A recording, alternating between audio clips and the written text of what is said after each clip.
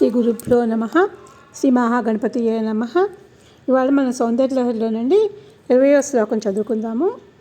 భూమోస్కల్తపాదానాం భూమిరేవావలంబనం త్వయి జాతాపదాదానం తమేవ శరణం శివే. కిరంతి అంగేభ్యః కిరణనికురామృతరసం హృది త్వామాదత్తే హిమకరశిలామూర్తిమివయః ససర్పాణం దర్పం శమయతి సుకుందాదిపా జ్వరాన్ పృష్టాన్ దృష్ట్యా సుఖయతి సుధాధారశయా. ఇక్కడ ఏం చెప్తున్నారంటే చాలా దివ్యమైన శ్లోకం అండి.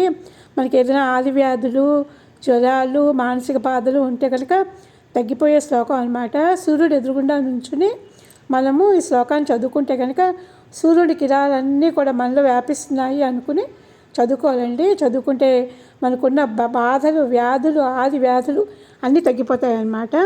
దీనిలో ఏం చెప్తున్నారంటే, ఓ తల్లి, దివ్యమైన అంగముల నుండి ప్రసరించే కిరణ సమూహములతో అమృత రసాన్ని వెదజల్లు చంద్రకాంత శిలామూర్తి వంటిది నీరు స్వరూపము. అంటే అమ్మవారిని అలా భావించుకోవాలండి మనము. అట్టి నీ స్వరూపాన్ని ఎవరు తన హృదయంలో ధ్యానిస్తున్నారో వారు పక్షిరాజైన గరుత్మంతుని వల్లే సర్ప విషబాధలను హరించివేయగలరు. అంటే ఏ బాధలు ఉన్నానండి, మీరు ఈ సూర్యుడు ఎదురుగుండా కూర్చుని శ్లోకం చదువుకున్నారనుకోండి, అన్ని బాధలు కూడాను పక్షిరాజు అయిన గరుత్మంతుని వల్లే సర్ప విషబాధలను హరించివేస్తారనమాట.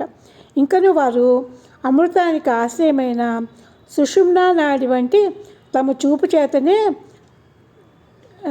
జ్వరత మంగళవారి అంటే జ్వరతాపతాపాలన్నమాట పడిన వాళ్ళ బాధను కూడా తొలగించి సుఖింపచేస్తారనమాట.